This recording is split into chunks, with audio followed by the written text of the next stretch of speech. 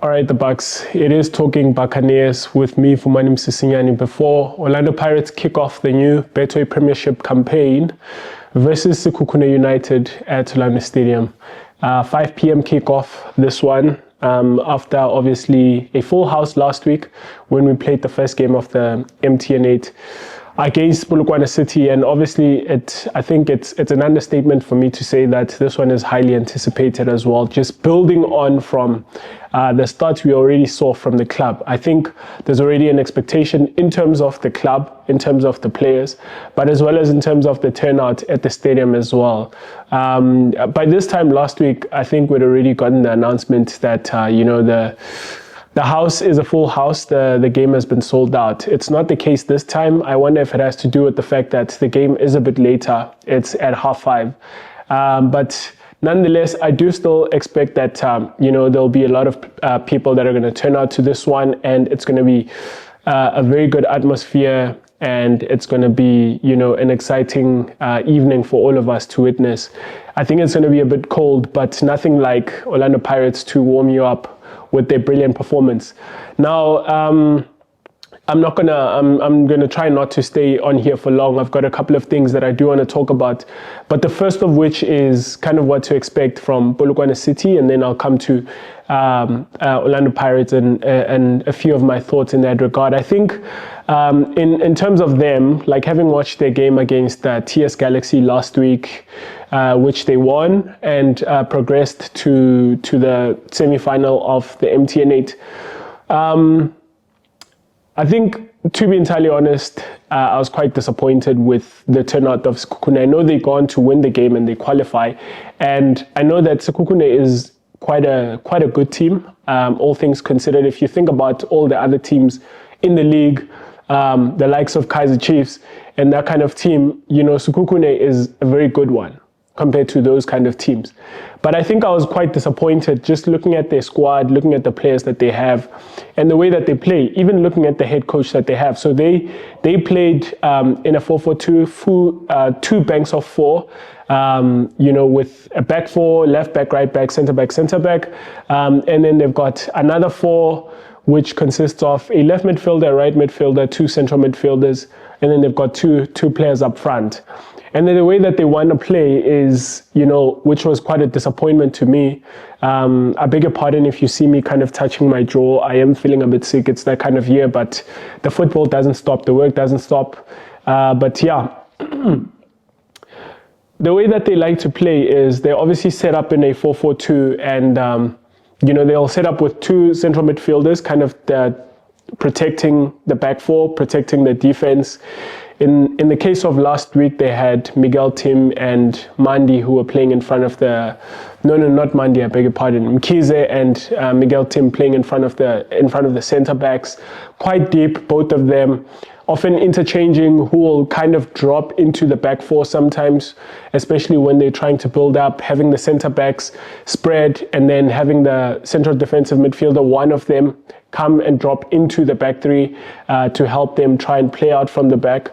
However, as soon as they come out from that first line of build-up, they kind of go long. And, one of the 2 strikers, which was, one of them was Mandi and the other one was Bradley Grobler, he will then get close to the wide player. Bradley Grobler will drift to the left, Mandi maybe to the right, or Mandi to the right, Bradley Grobler staying up front, but one of them will stay up top, and then the other one will kind of drift to the wide areas, very close to the wide player. In the case against the game versus TS Galaxy, they were obviously playing with Geleto Magala on the left, and then Bradley Grobler kind of gets close to him, and then they were kind of looking to go long and having their target man keep the ball up for them, try and play off of the hold-up play of the big man up top. And that's pretty much how they were doing. That's pretty much how they were playing. And I think it's quite disappointing for me, kind of looking at the kind of players that they have. Now, I think it was disappointing because they were playing against TS Galaxy, but against the level of opposition which Orlando Pirates is, I think that's the way that maybe they could get some kind of outlet for them, is maybe, trying not to build out from the back. But I think already the lack of boldness to play out, considering the quality which we all think they have in their team in terms of the players that they have, a lot of them or some of them being former Orlando Pirates players.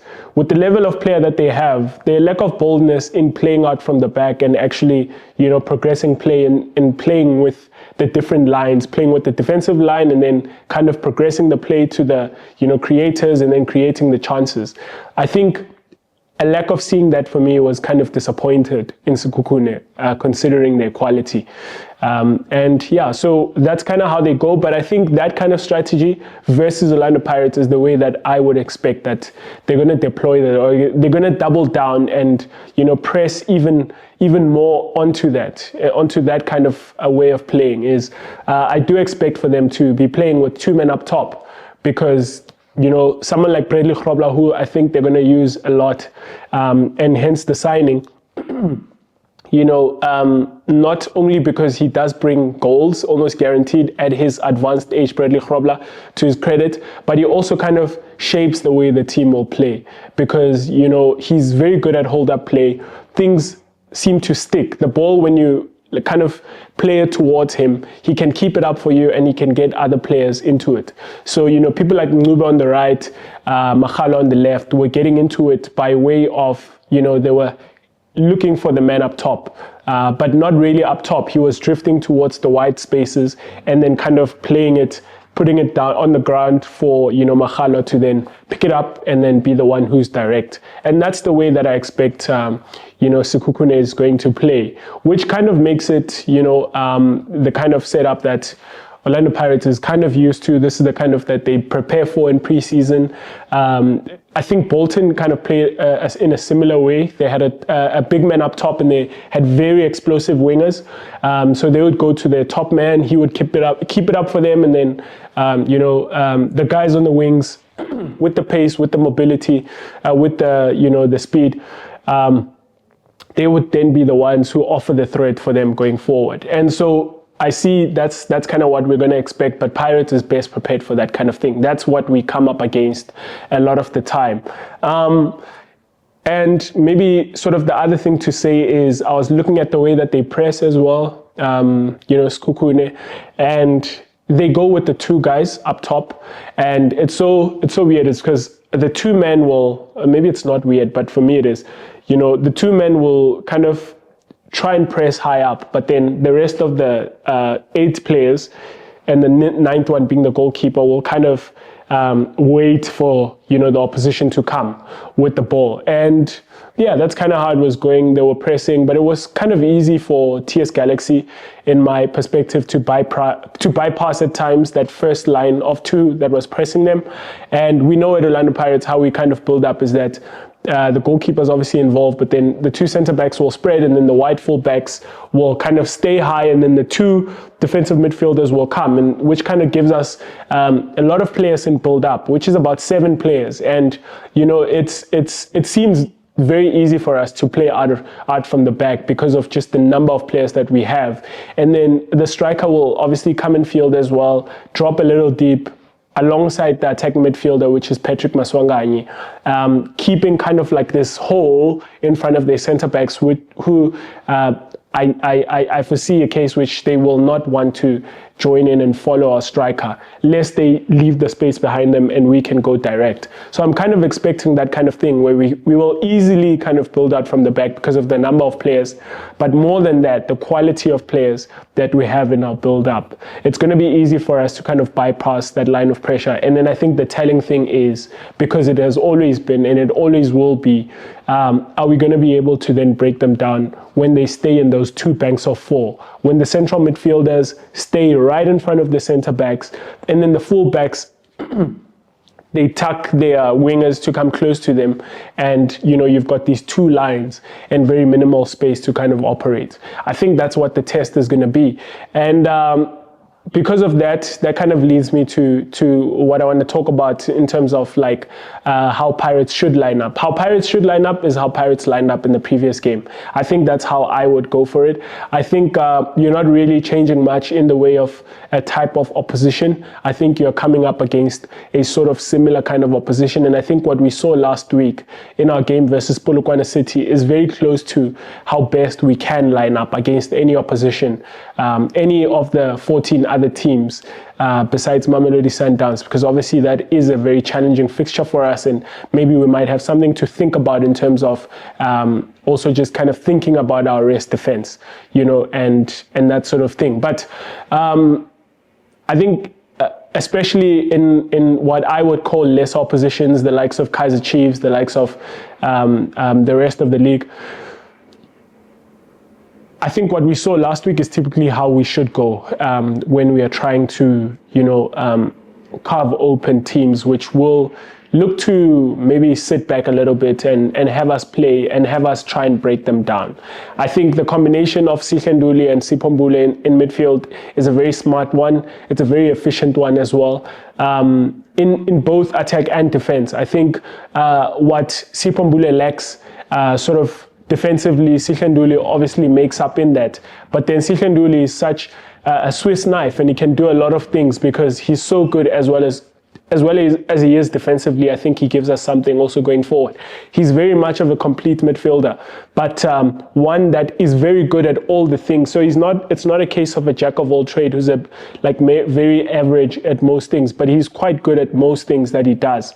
And I think then you sprinkle on top of that a master chef who is a mastermind as well in that midfield, in building out from the back, but as well as getting the offensive players to play and dictating the tempo of a game and deciding how we're going to best attack the opposition, being the one who starts that movement from collecting the ball from the back. I think Sipombule is a brain that is going to help us in these kind of fixtures.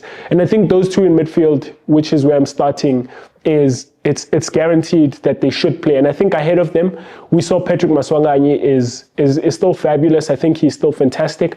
I think the other thing is, the signing of Mbule kind of unlocks Patrick Maswanganyi, because often I've always thought of Patrick Maswanganyi as one who drifts because he wants to influence the game. He actually wants to progress the play for Pirates, but also be the one who creates the chances for Pirates.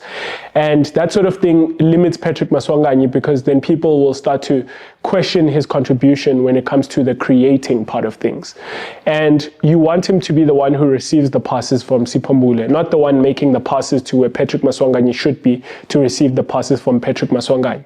But I think, this season with Sipombule, Sikhenduli getting the balls to Patrick Maswanganyi can often think about where is he going to position himself in a very offensive, dangerous position for the opposition to then hurt them. And that's where I think, we've got one of the best players in the league in Patrick Maswanganyi in terms of intelligence, in terms of influencing play. And I very much expect to see him because he's just the best number 10 in the club, but also easily the best number 10 in the league. And then we've got the best number 11 in the league. For kids who don't know positions by numbers, the number 11 is the left winger. And so obviously expect to see him there. I think I do expect to see Ozonapolis. Obviously, there's a shout for someone like Sibilibili to play on that side as well. I think Muremi is going to be one who rather challenges the starting lineup than command it. Just by way of quality, I think Ozonapolis is head and shoulders above anyone we have at right winger at the moment, except if you kind of switch things around and you have a different kind of right winger playing there. But I think in the way that we played last week, obviously Ozonapolis is the best one to play in that position, not Relebogile Mofokeng. And I think you can obviously then say to them, in moments in a game, if you guys want to So especially with like a left back like Letlapa for Sekhukhune, who, at various moments, obviously he loves an overlap, that's good. And so someone like Ozonapolis is going to get him thinking that way rather than that way a lot of the time. But also Letlapa, he likes to tuck in. I saw one of their strategies is they're actually quite inverting him in moments of the first half. He was inverting and kind of coming into the central midfield. And so, you want someone like Ozonapolis who will be very quick to then attack that space that Letlapa will seek to leave, especially on that right wing. And I think for that reason, I'd much rather go with Apolis, because I do have a different idea for those of you guys who've watched this video for some length. A couple of videos back, I did propose what I think is the best position for Patrick Maswanganyi. But yeah, and just a bit of a hint, I don't think it's specifically the best position for Patrick Maswanganyi, I beg your pardon, but I think it's the best way to fit Patrick Maswanganyi and other offensive players in the starting 11. And one of those positions I thought Maswanganyi could work well in was the right wing position. But I think in this game, again, like I said, where Letlapa is going to be an offensive left back, he's going to look to tuck in and that sort of thing into midfield, where you have someone like Makhalwa on the left wing for them, seeking to kind of go that way as well. Go forward for them that way for us. You do think that left wing or that left wing of Sekhukhune, the right wing of Orlando Pirates, is going to be a position in which we can attack Sekhukhune and we can threaten them. And yeah, for that reason, again, I think Ozonapolis should start. I think Boitumelo Radiopane made a massive shot for himself as the striker of Orlando Pirates. I think, his link-up play was fantastic in the previous game. I thought he was joining in with the rest of the team quite well and helping us piece things together and go forward where he could with his back to goal. I think he did fantastically. Obviously, my thing for Radiopane is still, him then adding on top of that the finishing element, because that's a big part of his job. I know Jose Rivero spoke a lot last season, and I thought, he made a brilliant point in saying the modern striker is someone who's tested on various things than one, which is he's not only tested on whether he can put the ball in the back of the net. And I think because of that reason, we see someone like Mabasa, who's deadly in front of goal, not even making how many substitutes are there? 19, and he's not making the 20, He's not you've got 9 substitutes and you've got 11 starters. So the first 20, Mabasa is not a part of it.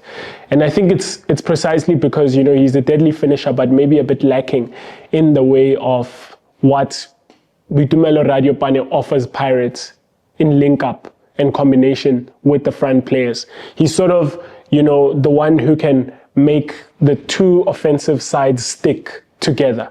So if you've got Apolis this side, you've got Lebogile Mofokeng this side, you want them to be able to stick so that they're not too far from each other. And Boitumelo Radiopane in the center of them is that player. He's the one that kind of joins it and make it a joint attack. He's the one that can keep the ball up and pass it to that player, or keep it up and pass it to the one on that side. And I think he's fantastic in that, also considering his young age, and onwards and upwards, I think, for him. And maybe the one thing that I will touch on is, I don't know whether I'm directing this to the head coach or I'm directing this to the players, but something I thought we were lacking in impact last week in our first game was, I think it was substitutions. I think with the guys that came on in the second half, I think really, if we're being fair, I know a lot of people were excited for, Mariko and that sort of thing. And I beg to differ in that regard. I think Mariko, he needed to cut a page or a leaf out of the book of Sikhenduli and Sipombule in how to make a debut. He needs to look at that. He needs to look at how to be a new player at Orlando Pirates. Sipombule has all the quality to have wanted to step on the ball and be the one who kind of is showy on his debut at Orlando Stadium. But what he did, Sipombule, he kept it quite simple. just gaining the confidence. Not that he needed confidence, but I think someone like Mariko, that's what you need. Do the right things first, gain the confidence, and then show us, like, you know, how special you are. Show us a bit of touch, a bit of, you know, what he was doing with the shimmying and kind of dropping the shoulder, deceiving the opposition and going the other way and that sort of thing. But he started doing that after missing a few passes, passing a bit too late. And so hence I say, I don't know whether to direct this to the players. Maybe it is to the players to say, we need obviously the players that will come on when we are 2-0 up to keep the standard the same. Because I really felt like in the second half last week against Polokwane City, that Polokwane City could have gotten one goal and then a second if we had lost concentration, which I don't think we did, but I think the quality kind of went down. We lost the control a little bit more. And maybe what I'm calling for on the coach's side is get players that are going to control the game still. We need to control the game. We need to know how to. So if we can't control it in the way of like still kind of threatening the opposition with Mofokeng and Opolis and Maswanganye and that kind of thing, is you then need players that are just going to keep that possession, but they're going to keep it safely, you know, and we see out the victory. We need to be very good at seeing out victories, and I was glad that we did last week against Polokwane City, but I think we need to be more, we need to look better and more assured in that sort of thing. I think we had nervy moments last week in that way. But anyway, let me leave it here. I think I've spoken for too long now. The gist is, I think Orlando Pirates is going to win against Sekhukhune in the first game of the season. I think Sekhukhune will not come out and be offensive because obviously the league is a marathon, so they will want to, they have nothing to win, but they have everything to defend. They have nothing to lose rather, so, and nothing to win really. Well, they have everything to win, and they can win a point at Orlando Stadium. But Orlando Pirates should be going out to get all three. So it's all on Pirates. And for that reason, I really think that we have to show a matured, assured performance, especially in the second half, because I really think we're going to come out and I think we're going to slaughter them in the start of the game. But then it's about later on in the game, we'll see it out. Anyway, up the mighty Bucks. Cheers. Well, I hope you enjoyed that video from Talking Buccaneers. If you did, please hit that subscribe button so you can stay up to date with all our future content.